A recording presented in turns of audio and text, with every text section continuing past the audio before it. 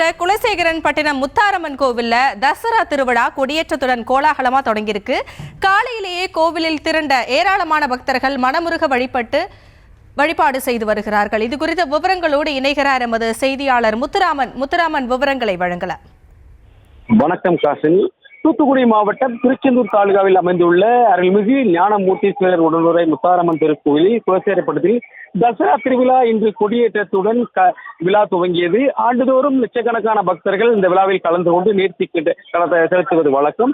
தசரா பண்டிகை இக்கோயில் ஆண்டுதோறும் மிக பிரம்மாண்டமாக கொண்டாடப்படுகிறது. இதில் முக்கிய நிகழ்வான சூரசம்ஹாரம் இந்த ஆண்டு வருகிற 2ஆம் தேதி வெகு விமர்சையாக கொண்டாடப்படும். நவராத்திரி துவங்கியது முதல் 10 நாட்கள் திருவிழா தசரா பண்டிகை கொண்டாடப்படும். இந்த திருவிழாவின் போது ஏராளமான பக்தர்கள் வேண்டுதலை நிறைவேற்ற காளி, அம்மன், சிவன் உள்ளிட்ட தெய்வங்களின் வேடமணிந்து வருவார்கள். இதற்காக 41 நாட்கள் விரதம் இருந்து சுவாமிகளை போல் வேடமணிந்து வந்து வேண்டுதல் நிறைவேற்றுவார்கள். இந்த திருவிழாவின் போது தூத்துக்குடி, நெல்லை, கன்னியாகுமரி உள்ளிட்ட பல்வேறு மாவட்டங்களில் சேர்ந்த ஆயிரக்கணக்கான பக்தர்கள் கலந்து கொள்வார்கள்.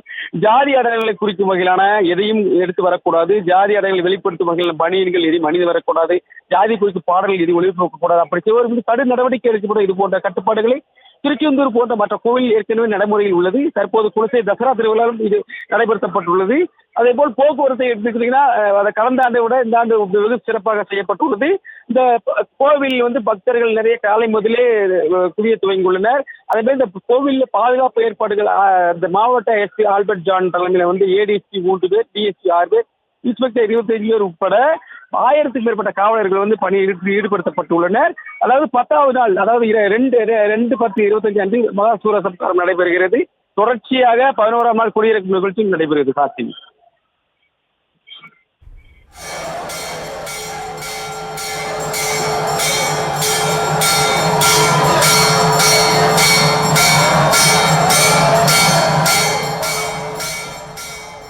விவரங்களுக்கு நன்றி முத்துராமன்.